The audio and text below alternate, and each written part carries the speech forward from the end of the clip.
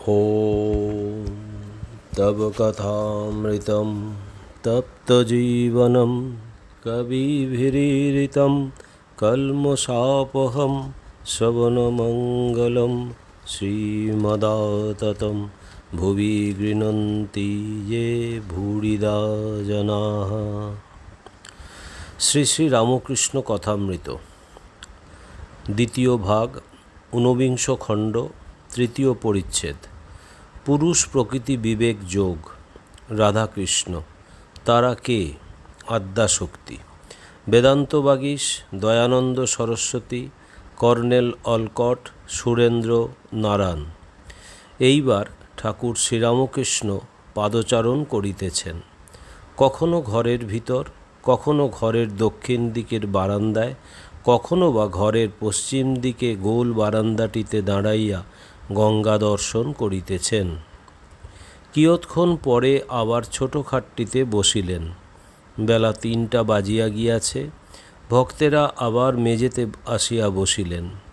ঠাকুর ছোটো খাটটিতে বসিয়া চুপ করিয়া আছেন। একবার ঘরের দেওয়ালের দিকে দৃষ্টিপাত করিতেছেন। দেওয়ালে অনেকগুলি পট আছে। ঠাকুরের বাম দিকে শ্রী শ্রী বীণাপাণির পট, তাহার কিছু দূরে নিতাই গৌর ভক্ত সঙ্গে কীর্তন করিতেছেন। ঠাকুরের সম্মুখে ধ্রুব ও প্রহ্লাদের ছবি ও মা কালীর মূর্তি। ঠাকুরের ডান দিকে দেওয়ালের উপর রাজরাজেশ্বরী মূর্তি। পিছনের দেওয়ালে যিশুর ছবি রহিয়াছে। পিতর ডুবিয়া যাইতেছেন, যিশু তুলিতেছেন। ঠাকুর হঠাৎ মাস্টারকে বলিতেছেন, দেখো, সাধু সন্ন্যাসীর পট ঘরে রাখা ভালো। সকালবেলা উঠে অন্য মুখ না দেখে সাধু সন্ন্যাসীদের মুখ দেখে ওঠা ভালো। ইংরেজি ছবি দেওয়ালে ধনী, রাজা, কুইনের ছবি, কুইনের ছেলের ছবি, সাহেব মেম বেড়াচ্ছে তার ছবি রাখা, এসব রজগুণে হয়। যেরূপ সঙ্গের মধ্যে থাকবে সেরূপ স্বভাব হয়ে যায়, তাই ছবিতেও দোষ। আবার নিজের যেরূপ স্বভাব সেইরূপ সঙ্গ লোকে খোঁজে। পরমহংসেরা 2-5 জন ছেলে কাছে রেখে দেয়, কাছে আসতে দেয় 5-6 বছরের। ও অবস্থায় ছেলেদের ভিতর থাকতে ভালো লাগে। ছেলেরা সত্য রজ তম কোনো গুণের বশ নয়। গাছ দেখলে তপবন মনে পড়ে, ঋষি তপস্যা করছে, উদ্দীপন হয়। সিঁথির একটি ব্রাহ্মণ ঘরের মধ্যে প্রবেশ করিলেন ও ঠাকুরকে প্রণাম করিলেন। ইনি কাশীতে বেদান্ত পড়িয়াছিলেন। স্থূলকায়, সদা হাস্যমুখ। শ্রীরামকৃষ্ণ, কি গো, কেমন সব আছো? অনেক দিন আসো নাই। পণ্ডিত সহাস্যে, আজ্ঞা সংসারের কাজ, আর জানেন তো, সময় আর হয় না। পণ্ডিত আসন গ্রহণ করিলেন। তাহার সহিত কথা হইতেছে। শ্রীরামকৃষ্ণ, কাশীতে অনেক দিন ছিলে, কী সব দেখলে কিছু বলো। দয়ানন্দের কথা একটু বলো। পণ্ডিত, দয়ানন্দের সঙ্গে দেখা হয়েছিল, আপনি তো দেখেছিলেন। শ্রীরামকৃষ্ণ, দেখতে গেছিলুম, তখন ওধারে একটি বাগানে সে ছিল। কেশব সেনের আসবার কথা ছিল সেদিন। তা যেন চাতকের মতন কেশবের জন্য ব্যস্ত হতে লাগলো। খুব পণ্ডিত, বাংলা ভাষাকে বলতো গৌরাণ্ড ভাষা। দেবতা মানত, কেশব মানত না। তা বলতো, ঈশ্বর এত জিনিস করেছেন আর দেবতা করতে পারেন না। নিরাকারবাদী। কাঁপতেন, রাম রাম করছিল। তা বললে, তার চেয়ে সন্দেশ বলো। পণ্ডিত, কাশীতে দয়ানন্দের সঙ্গে পণ্ডিতদের খুব বিচার হলো। শেষে সকলে একদিকে আর ও একদিকে। তারপর এমন করে তুললে যে পালাতে পারলে বাঁচে। সকলে একসঙ্গে উচ্চৈঃস্বরে বলতে লাগলো, দয়ানন্দেন যদুক্তং তদ্ধেয়ম। আবার কর্নেল অলকটকেও দেখেছিলাম। ওরা বলে সব মাহাত্ম্য আছে, আর চন্দ্রলোক, সূর্যলোক, নক্ষত্রলোক এই সব আছে। সূক্ষ্ম শরীর সেই সব জায়গায় যায়, এই সব অনেক কথা। আচ্ছা মহাশয়, আপনার থিওজফি কীরকম বোধ হয়? শ্রীরামকৃষ্ণ: ভক্তিই একমাত্র সার, ঈশ্বরে ভক্তি। তারা কি ভক্তি খোঁজে? তাহলে ভালো। ভগবান লাভ যদি উদ্দেশ্য হয় তাহলেই ভালো। চন্দ্রলোক, সূর্যলোক, নক্ষত্রলোক, মাহাত্মা এই নিয়ে কেবল থাকলে ঈশ্বরকে খোঁজা হয় না। তার পাদপদ্মে ভক্তি হবার জন্য সাধন করা চাই, ব্যাকুল হয়ে ডাকা চাই। নানা জিনিস থেকে মন কুড়িয়ে এনে তাতে লাগাতে হয়। এই বলিয়া ঠাকুর রামপ্রসাদের গান ধরিলেন: মন করো কি তত্ত্ব তারে, যেন উন্মত্ত আঁধার ঘরে। সে যে ভাবের বিষয়, ভাব ব্যতীত অভাবে কি ধরতে পারে।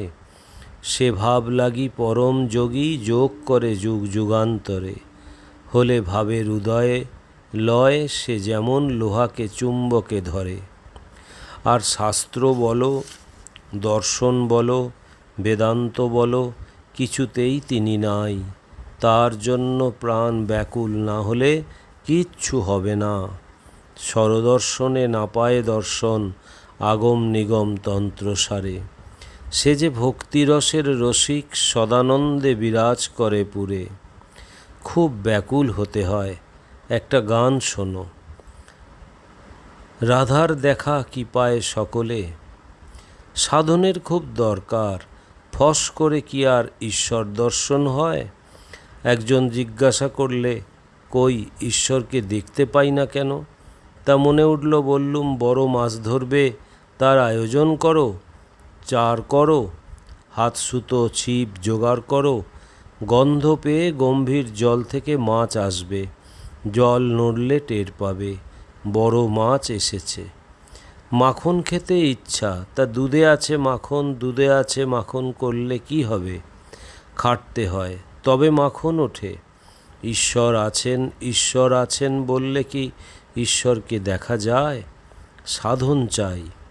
ভগবতী নিজে পঞ্চমুণ্ডির উপরে বসে কঠোর তপস্যা করেছিলেন লোকশিক্ষার জন্য। শ্রীকৃষ্ণ সাক্ষাৎ পূর্ণ ব্রহ্ম, তিনিও রাধাযন্ত্র কুড়িয়ে পেয়ে লোকশিক্ষার জন্য তপস্যা করেছিলেন।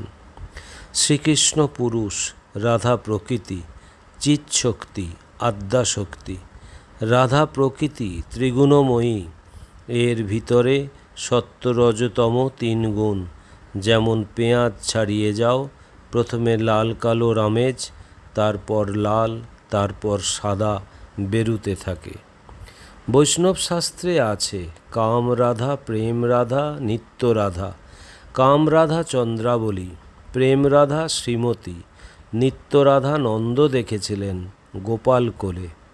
এই চিৎশক্তি আর বেদান্তের ব্রহ্ম পুরুষ অভেদ। যেমন জল আর তার হিমশক্তি। জলের হিমশক্তি ভাবলেই জলকে ভাবতে হয়, আবার জলকে ভাবলেই জলের হিমশক্তি ভাবনা এসে পড়ে। সাপ আর সাপের তির্যক গতি, তির্যক গতি ভাবলেই সাপকে ভাবতে হবে। ব্রহ্ম বলি কখন? যখন নিষ্ক্রিয় বা কার্যে নির্লিপ্ত। পুরুষ যখন কাপড় পরে তখন সেই পুরুষই থাকে। ছিলে দিগম্বর, হলে সাম্বর, আবার হবে দিগম্বর। সাপের ভিতর বিষ আছে, সাপের কিছু হয় না, যাকে কামড়াবে তার পক্ষে বিষ। ব্রহ্ম নিজে নির্লিপ্ত। নামরূপ যেখানে সেইখানেই প্রকৃতির ঐশ্বর্য। সীতা হনুমানকে বলেছিলেন, বৎস, আমি একরূপে রাম, একরূপে সীতা হয়ে আছি। একরূপে ইন্দ্র, একরূপে ইন্দ্রাণী, একরূপে ব্রহ্মা, একরূপে ব্রহ্মাণী, একরূপে রুদ্র, একরূপে রুদ্রাণী হয়ে আছি। নামরূপ যা আছে সব চিৎশক্তির ঐশ্বর্য। চিৎশক্তির ঐশ্বর্য সমস্তই, এমনকি ধ্যান ধ্যাতা পর্যন্ত। আমি ধ্যান করছি যতক্ষণ বোধ, ততক্ষণ তারই এলাকায় আছি। মাস্টারের প্রতি এইগুলি ধারণা করো। বেদ পুরাণ শুনতে হয়, তিনি যা বলেছেন করতে হয়। পণ্ডিতের প্রতি মাঝে মাঝে সাধুসঙ্গ ভালো, রোগ মানুষের লেগেই আছে, সাধুসঙ্গে অনেক উপশম হয়। আমি ও আমার এরই নাম ঠিক জ্ঞান। হে ঈশ্বর, তুমি সব করছো, আর তুমি আমার ও আপনার লোক, আর তোমার এই সমস্ত ঘর বাড়ি পরিবার আত্মীয় বন্ধু সমস্ত জগৎ সব তোমার, আর আমি সব করছি, আমি কর্তা। আমি ঘর বাড়ি পরিবার ছেলেপুলে বন্ধু বিষয় এসব অজ্ঞান। গুরু শিষ্যকে কথা বুঝাচ্ছিলেন, ঈশ্বর তোমার আপনার, আর কেউ আপনার নয়। শিষ্য বললে, আজ্ঞা, মা পরিবার এরা তো খুব যত্ন করেন, না দেখলে অন্ধকার দেখেন, কত ভালোবাসেন। গুরু বললে, ও তোমার মনের ভুল, আমি তোমায় দেখিয়ে দিচ্ছি, কেউ তোমার নয়। এই ঔষধ বড়ি কয়টি তোমার কাছে রেখে দাও, তুমি বাড়িতে গিয়ে খেয়ে শুয়ে থেকো। লোকে মনে করবে যে তোমার দেহত্যাগ হয়ে গেছে, কিন্তু তোমার সব বাহ্যজ্ঞান থাকবে, তুমি দেখতে শুনতে সব পাবে, আমি সেই সময় গিয়ে পড়ব। শিষ্যটি তাই করলে, বাটিতে গিয়ে বড়ি কটি খেলে, খেয়ে অচৈতন্য হয়ে পড়ে রইল। মা পরিবার বাড়ির সকলে কান্নাকাটি আরম্ভ করলে। এমন সময় গুরু কবিরাজের বেশে গিয়ে উপস্থিত হলেন। সমস্ত শুনে বললেন, আচ্ছা, এর ঔষধ আছে, আবার বেঁচে উঠবে। তবে একটা কথা আছে, এই ঔষধটি আগে একজন আপনার লোকের খেতে হবে, তারপর ওকে দেওয়া যাবে। যে আপনার লোক ওই বড়িটি খাবে তার কিন্তু মৃত্যু হবে। তাই এখানে ওর মা কি পরিবার এরা তো সব আছেন, একজন না একজন কেউ খাবেন, সন্দেহ নাই, তাহলেই ছেলেটি বেঁচে উঠবে। শিষ্য সমস্ত শুনছে। কবিরাজ আগে মাকে ডাকলেন। মা কাতর হয়ে ধুলায় গড়াগড়ি দিয়ে কাঁদছেন। কবিরাজ বললেন, মা, আর কাঁদতে হবে না, তুমি ওই ঔষধটি খাও, তাহলেই ছেলেটি বেঁচে উঠবে, তবে তোমার এতে মৃত্যু হবে। মা ঔষধ হাতে ভাবতে লাগলেন। অনেক ভেবেচিন্তে কাঁদতে কাঁদতে বললেন, বাবা, আমার আরও কটি ছেলে মেয়ে আছে, আমি গেলে কি হবে এও ভাবছি, কে তাদের দেখবে খাওয়াবে তাদের জন্য ভাবছি। পরিবারকে ডেকে তখন ঔষধ দেওয়া হলো। পরিবারও খুব কাঁদছেছিলেন। ঔষধ হাতে করে তিনিও ভাবতে লাগলেন। শুনলেন যে ঔষধ খেলে মরতে হবে, তখন কেঁদে বলতে লাগলেন, ওগো, ওর যা হবার তা তো হয়েছে গো, আমার অপগণ্ডগুলোর এখন কি হবে বলো, কে ওদের বাঁচাবে, আমি কেমন করে ঔষধ খাই। শিষ্যের তখন ঔষধের নেশা চলে গেছে। সে বুঝলে যে কেউ কারু নয়, ধর্মর করে উঠে গুরুর সঙ্গে চলে গেল। গুরু বললেন, তোমার আপনার কেবল একজন, ঈশ্বর। তাই তার পাদপদ্মে যাতে ভক্তি হয়, যাতে তিনি আমার বলে ভালোবাসা হয়, তাই করাই ভালো। সংসার দেখছ দুদিনের জন্য, আর এতে কিছুই নাই। পণ্ডিত সহাস্যে, আজ্ঞে, এখানে এলে সেদিন পূর্ণ বৈরাগ্য হয়, ইচ্ছা করে সংসার ত্যাগ করে চলে যাই। শ্রীরামকৃষ্ণ, না, ত্যাগ করতে হবে কেন, আপনারা মনে ত্যাগ করো, সংসারে অনাসক্ত হয়ে থাকো। সুরেন্দ্র এখানে মাঝে মাঝে রাত্রে এসে থাকবে বলে একটা বিছানা এনে রেখেছিল, দু একদিন এসেও ছিল। তারপর তার পরিবার বলেছে, দিনের বেলা যেখানে ইচ্ছা সেখানে যাও, রাত্রে বাড়ি থেকে বেরিয়ে যাওয়া হবে না। তখন সুরেন্দ্র আর কি করে, আর রাত্রে থাকবার জো নাই।